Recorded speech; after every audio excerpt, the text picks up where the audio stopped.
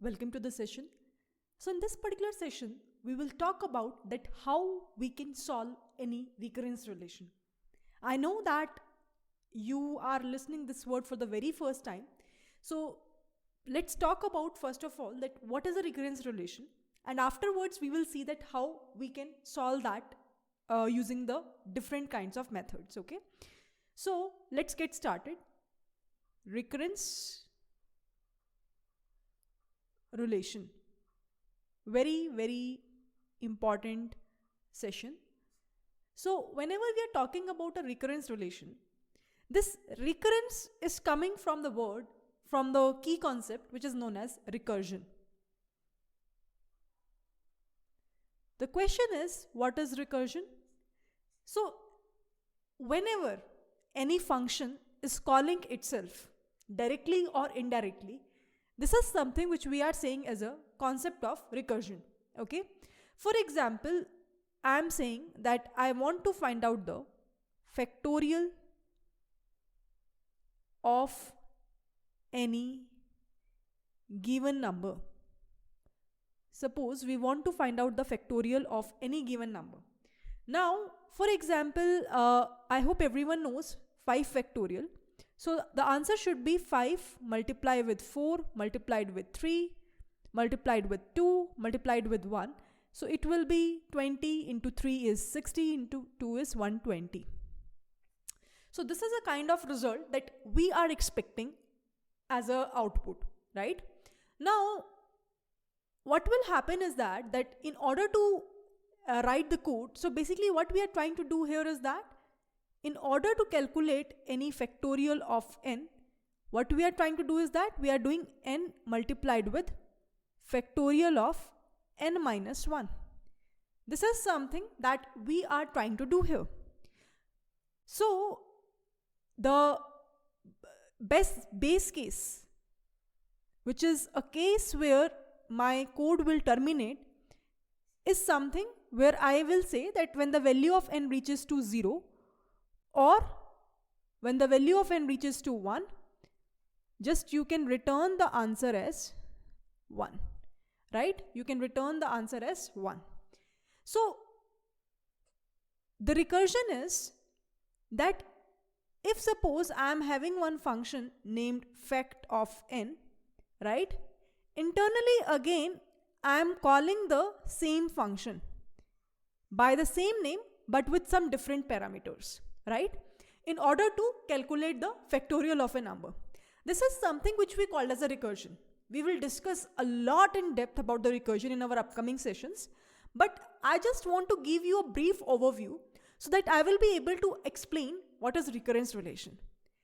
Now, for every recursive code, you will make some sort of recurrence relation where you will have the term which is repeated as t of something, right?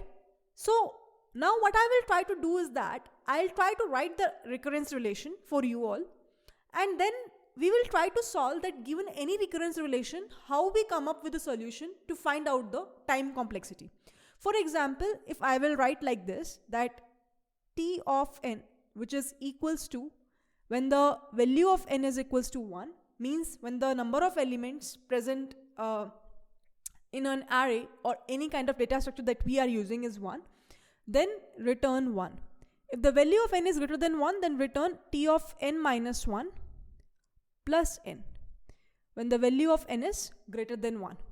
This is a kind of a recurrence relation where this t indicates that this is a repetitive term. This is a repetitive function. This is something where recursion is happening. Okay. Now, we can solve any kind of recurrence relation using 3 methods mainly. One is called as a substitution method. One is called as a substitution method. Okay. One is called as a recursive tree approach. Recursive tree approach. And the last is something which we call as a Master's theorem. So here we are having 3 main methods with the help of which we can solve any recurrence relation. Okay. So what we will try to do is that we will try to discuss each and every method step by step in every video. But I hope that you will be able to get an idea that what is recursion, first of all. Maybe not in that much depth, because I'll discuss with the proper code implementation in my later part of my video. But at least you will be able to get an idea that whenever a function, same function is calling inside the function definition, this is something which we are saying is a recursion. Apart from that, for every recursion, we are having a recurrence relation. Now, how we can generate any recurrence relation? Again, that also, please have a patience. We will study in our upcoming videos where we will talk about the algorithms, right? So what I will do is that usually I used to write the code and then I used to talk about the recurrence relation, how we can generate that. But as of now, in upcoming 3 videos where we will talk about the different methods, you just have to consider that a recurrence relation is given to us. Now the question is that given this kind of, so this is a kind of a, I would say, recurrence relation. This is a kind of a recurrence relation which is given to you. How it is forming up, that we will discuss. Don't worry. But in this particular case, what is our objective? Our objective is to find out the time complexity. Our objective is to find out the time complexity, right?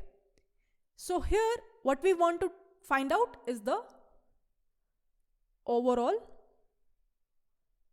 time complexity. So how, given a recurrence relation, we can reach to this time complexity aspect is our major objective.